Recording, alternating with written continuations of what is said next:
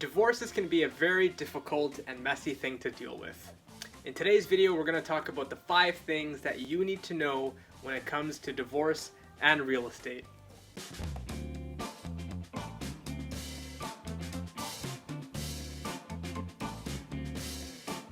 If you're going through a separation or a divorce, along with the many moving parts during this time, your home is pretty much at the center of it all. So the first thing that you need to figure out is who is keeping the house. Is somebody going to be keeping the house, or are you going to be selling it and both moving on?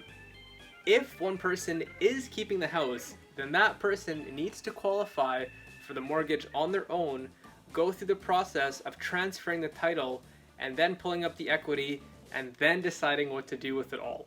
Number 2, if you cannot afford the home on your own, make sure that somebody will still be making the payments on the home. Don't let your credit be damaged by this process. If you are in a position where you haven't decided what exactly you're going to be doing with that money, you can still sell your home, which saves your credit from being damaged from the home payments not occurring. And then decide what you're going to do with that money afterwards. You do not need to have everything 100% sorted out if you know for a fact that nobody will be keeping the house. Our advice would be, we understand that we have to sell it, even though we haven't sorted everything out, but by selling it, you still maintain your credit, because if your credit gets damaged, none of you are going to be buying another home anytime soon. Number 3, you must have a separation agreement in order to buy another home. The separation agreement is very important, as it clarifies if the home was sold, is it being bought, are there any spousal support payments, are there child support payments? This list can go on. All that information is going to factor into your next mortgage pre-approval.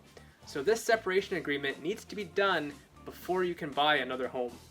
You're probably going to be ending up renting before you're able to buy another home during this process, as some divorces and separations can be a very lengthy and time-consuming process. Number 4, you can each have your own separate real estate agent.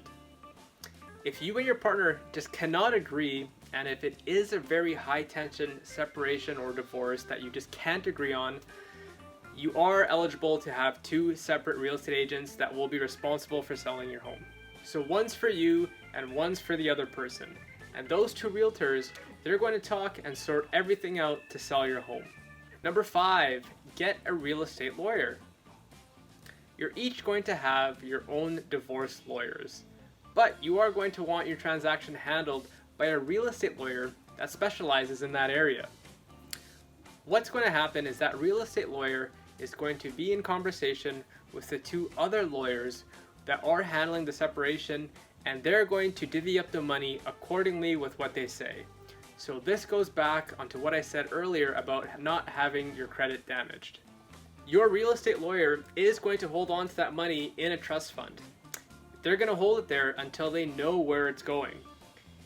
No one's credit is going to be damaged in this process. The 2 of you are probably going to be ending up renting or living with family or friends, and then that money is going to be divvied up afterwards once the plan is set in motion. Some separations and divorces can take a couple of years to work through all the kinks. We want to make sure that everybody comes out of it with good credit and still remaining in a good financial position. Those are the 5 things that you need to know about divorce and real estate. There is so much more to know. If you have any questions, please send me a message. Everything will be kept super private and confidential. I know it's an incredibly tough time, but we are here for you. My team and I can help you work through it and help you get through this entirely tough process. That's all for now, guys. Thank you, and I will talk to you later.